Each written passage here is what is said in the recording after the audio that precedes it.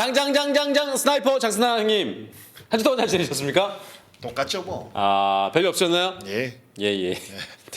아니 이제 2025 시즌이 한 달 조금 넘게 남은 거 아닙니까? 한 10월 말이면 끝나는 거 아니에요? 네, 10월 말 정확히 따지면 뭐 10월 말, 네, 한 11월 1일 뭐 이쯤 끝나지 않을까? 그러니까 비 때문에 경기가 늘어지는 것 때문에 지금 큰일 났어요. 진짜 또 비오 예보가 있던데 그러니까. 이번 주에. 갑자기 김종서 씨가 생각납니다. 김종우 씨가 왜요? 가을비처럼 그럼 겨울비인데? 슬픈- 아 겨울비구나. 네. 예. 예. 자 그래서 비 때문에 좀 미뤄진 경기가 있어가지고 네. 일정이 조금 미뤄질 것 같습니다. 그나저나 자 뭐 일단 시즌이 끝나가니까 좀 아쉬움이 좀 남긴 합니다. 아니, 자, 별로 아쉬움 없는데. 자 댓글할 시간입니다. 네. 자, 지난주 있었던 질문이 뭐가 있었는지 살펴볼게요. 또 많이 하얘졌어요 장선 선수. 자 댓글할 질문입니다. 요거 하나 들어왔거든요 질문이. 악트님께서 질문 주셨는데 댓글할 질문입니다. 첫 번째 포스트 시즌 때 3선발로 운영하는 팀들이 있고 4선발로 운영하는 팀들이 있는데 각각의 장점은 어떻게 되는지 그리고 장승환님은 어떤 걸 더 선호하는지 궁금하네요. 두 번, 일단은 네. 4선발을 선호합니다. 그래요. 포스트 시즌 때 4선발. 네.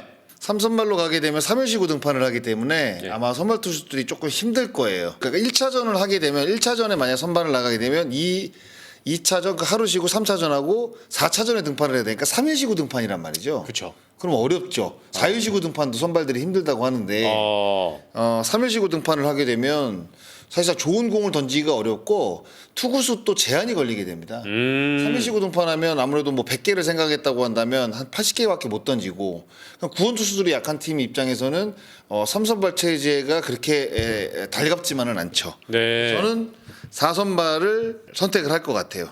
4선발로 해서 네, 그 3선발로 운영하는 팀은 불펜진들이 굉장히 좋거나 그러게 되면 3선발도 운영을 할 수가 있죠. 그래서 3선발과 4선발의 그 포스트 시즌 때는 장단점이 좀 따로 있다. 네.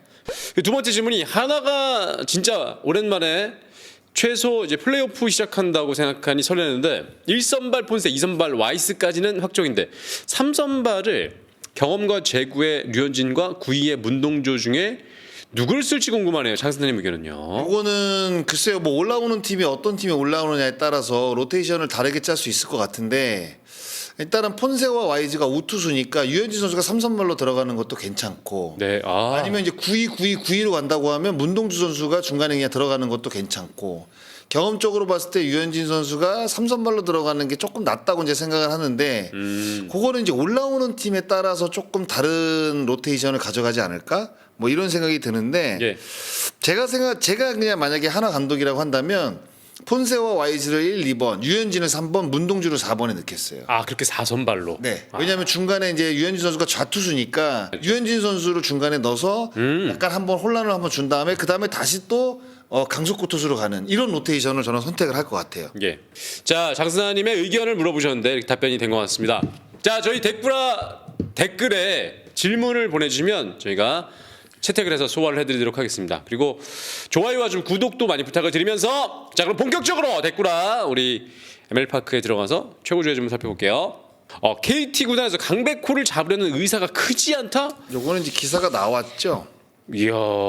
기사가 나와서 근데 이거는 뭐 기사가 뭐 나왔는데 네. 기자가 뭐 KT 위즈 쪽 이 정도의 사실 그 내용을 가져가려면 최소한 그 운영팀장이라든가 단장 정도의 급은 만나야지. 급의 어떤 그 코멘트를 들었다는 이야기인데 예. 이거는 뭐 정확하게 KT 쪽의 어떤 그 코멘트라고 보기는 어렵고 오히려 제가 봤을 때는 이런 기사를 흘린다는 거는 강백호 선수의 몸값을 낮추려는 의도도 있지 않나. 사실 이런 생각도 좀 듭니다. 저는. 예. 예. 근데 만약에 강백호 선수가 FA로 나오면 다른 팀들이 강백호 선수를 좀 잡기 위한 이 영입 전쟁에 뛰어든다고 봤을 때 뭐 롯데도 괜찮다는 얘기 좀 나오고 왜냐면 또 네, 롯데가 이제 홈런 개수가 홈런이 적으니까. 네.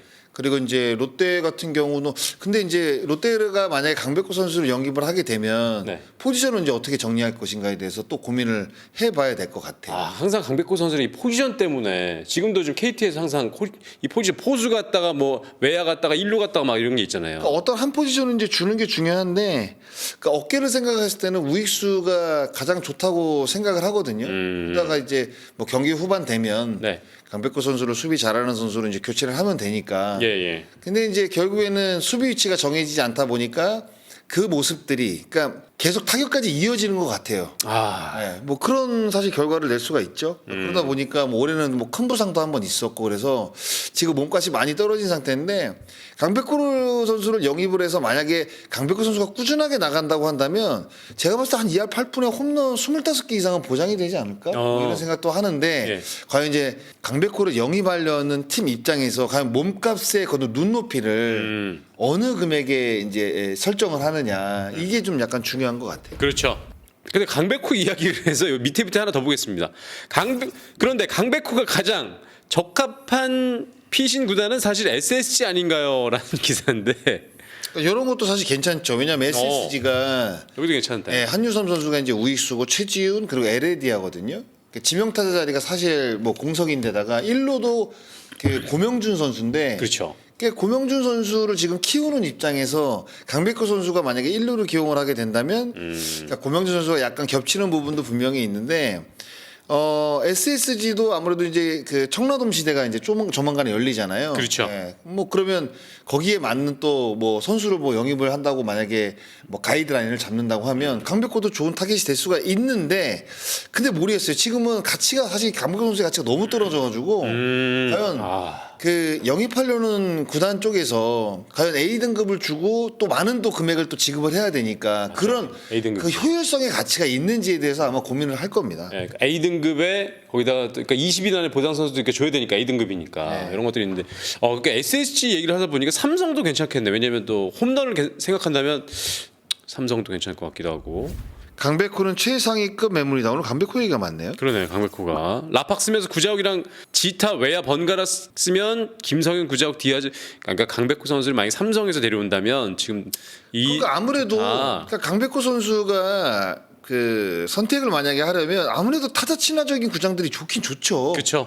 그러니까 라팍이라든가 랜더스필드는 워낙 타자 친화적인 구장으로 유명하니까 네. 강백호 선수가 이제 그 구장으로 만약에 뭐 홈으로 쓴다고 한다면 뭐 타격이 아무래도 지금보다는 더 좋아질 가능성이 있죠. 그런 거는 뭐 충분히 저는 이해가 돼요. 맞아요. 모 지방 구단 관계자 한화가 마음 먹고 선수 영입에 뛰어들면 다른 구단이 당할 수 없고 한화가 노린 선수는 잡기 어렵다고 봐야 한다. 이런 글을 썼는데 아무래도 뭐 셀러리 캡에서도 조금 여유가 있고 그리고 이제 하나 구단 자체가 지금 이제 2위를 하고 있지만 뭔가 이제 그 전력을 끌어올리기 위해서 좋은 선수 영입할 때 다른 팀보다 조금 더 돈을 베팅을 좀 세게 하는 사실 맞아요. 경향이 있어요. 예전부터 그랬죠. 그래서 이제 FA 시장이 조금 흔들렸다는 이야기가 있는데 글쎄 올해는 모르겠습니다. 올해는 글쎄 김경문 감독이 만약에 FA 참전을 만약에 뭐 선언을 한다고 한다면 어떤 선수가 매물에 들어올지는 잘 모르겠어요. 일단은 지금 정확하게 명단을 이제 받는 상황이 아니니까 왜냐하면 BFA로 자꾸 이제 계약을 하는 선수들이 나오다 보니까 그리고 이제 그 FA는 일정을 채워야 돼서 일정을 채워야 되잖아요. 네. 그래서 그 규정을 누가 다 채웠는지도 사실 이제 끝난 거 알거든요. 그래서 중간중간에 이제 확인하기가 조금 어렵습니다. 네. 아니 이번 주는 좀 FA 이야기 좀 많네. 고우석 내년 시즌 계획은? 아마 고우석 선수는 LG로 돌아올 거예요. 제가 봤을 때는 명분이 없어요, 사실. 그렇죠. 한번 다시 도전한다고 지금 했는데. 디트로이트 이제 뭐 마이너리그와 계약을 했는데 올해도 이제 올라갈 가능성이 거의 없단 말이죠. 네. 그럼 내년에도 보장되기는 어렵거든요. 왜냐면 계약이 끝나니까. 그럼 마이너리그 계약을 해야 된다는 이야기인데 마이너리그는 돈을 벌기도 쉽지 않고 올라간다는 보장도 없고 그러면 제가 봤을 때는 이제 LG 트윈스와 이제 계약할 가능성이 높죠. 다시 돌아올 수 있다. 벌써 이 스토브리그 투자액에 대한 얘기네. 삼성 이번 스토브리그 투자 가능성이 있답니다라고. 뭐 투자 가능성은 다 있죠. 그런데 그 각 구단이 생각하는 그냥 취약 포지션의 매물이 나오느냐. 그러니까 무턱대고 영입할 수는 없잖아요. 그럼요. 그러니까 무턱대고 영입을 할 수는 없는 데다가 이런 것들도 있죠. 아니면 뭐 경쟁팀에 뭐 뺏기지 않기 위해서 그 선수를 영입하는 이것도 사실 FA 뭐 전략 중에 하나인데. 네. 근데 이게 삼성이 불펜이 좀 약하잖아요. 근데 지난 시즌에 기아에서 이제 LG 트윈스가 장현식 선수를 데려갔는데 전액 보장으로 이제 불펜 투수들 데려갔는데 지금 성과가 안 나가지고 이 불펜 투수들에 대한 이 뭐 FA 영입 이런 것들도 좀 고민이 될 것 같긴 하네요.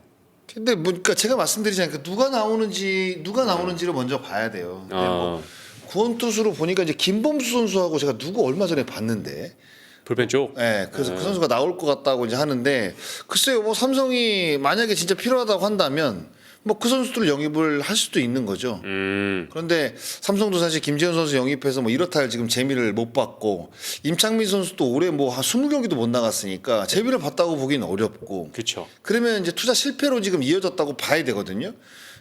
분명히 이제 불펜 투수를 영입하는 데 있어서 리스크를 안고 지금 영입을 해야 되는데 그 리스크를 안고 과연 다시 투자를 할 수 있을까? 뭐 이런 어떤 그 고민도 분명히 되죠. 예. 이 오스틴 LG에서 3년 보실까요?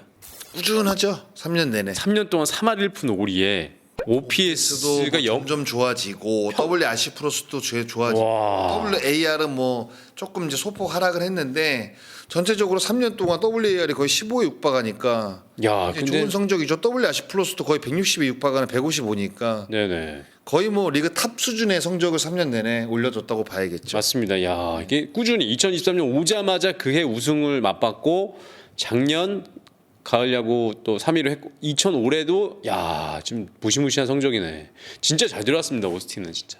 자, 이렇게 해서 저희가 댓글화까지 살펴봤습니다.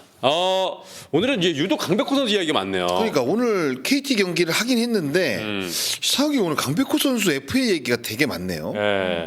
이제 시즌 막바지도 됐고 이제 포스트 시즌 한 달 정도 하면 이제 진짜 스토브 리그가 열리잖아요. 그렇죠. FA 시장이 열리니까 거기에 또 발맞춰서 강백호 선수의 또 이 거치도 또 초미의 관심사다 보니까 강백호 선수에 대한 이야기가 좀 많이 나온 것 같아요. 네.